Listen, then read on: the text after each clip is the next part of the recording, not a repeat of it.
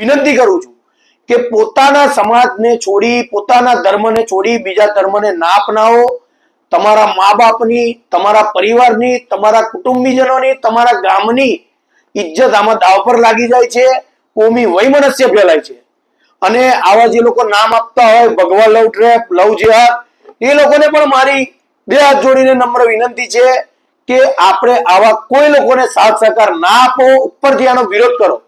મુસ્લિમ સમાજની દીકરી મુસ્લિમ સમાજમાં જ શોભશે, હિન્દુ સમાજની દીકરી હિન્દુ સમાજમાં જ શોભશે. પણ આ રીતે ધર્માંતર કરી પોતાની મા બાપની લાજ ના ઉછાળો. આનું પરિણામ ખરાબ જ આવશે. તમે દુઃખી જ થશો. આમાં તમને માલિક કદાપી માફ નહીં કરે. તેની સાથે સાથે આ વિડીયોના માધ્યમથી મારી સરકારશ્રી સામે પણ રજૂઆત છે કે આવા જે જગ્યાએ બનાવ બનતા હોય તેમાં ખરેખર નિષ્પક્ષ તપાસ જોવી જોઈએ કે આ કોઈ રેકેટ કોઈ પણ સમાજનું નહીં ચાલી રહ્યું ને. અને આવા તત્વો સામે પગલાં લેવા જોઈએ. અને શક્ય હોય તો એક કાયદો પણ એવો લાવવો જોઈએ કે ધર્માંતર કોઈ પણ ધર્મનું, ના હિન્દુમાંથી મુસ્લિમ કે મુસ્લિમમાંથી હિન્દુ, કોઈ પણ જાતનું ધર્માંતરણ ના થવું જોઈએ.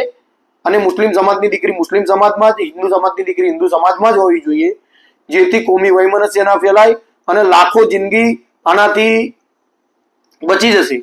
મિત્રો, આ વિડીયોના માધ્યમથી મારું ખાલી એટલું જ કહેવું હતું કે તમે આ વાતનું ખરેખર ધ્યાન આપો, તમારી દીકરીઓનું ધ્યાન આપો.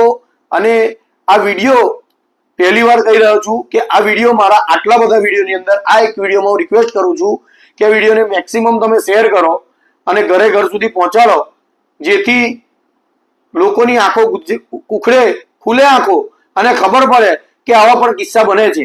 અને ફરી એકવાર પ્રદીપસિંહ દેવેન્દ્રસિંહ મૈડા, પંકજભાઈ, એલસીબીની તમામ ટીમ, ઇન્સ્પેક્ટર શ્રી વેકરિયા સાહેબ, તેની સાથે સાથે અમારા ખેડા જિલ્લાના પોલીસ અધિક્ષક સાહેબ શ્રી રાજેશભાઈ ગઢિયા સાહેબ, તમામનો તહે દિલથી આભાર અને તમને દિલથી સેલ્યુટ છે કે તમે આવો વિશ્વાસ ના કરી શકાય કે આ ગુનોનું ડિટેક્ટ થશે એવા ગુનાનું ડિટેક્શન કર્યું.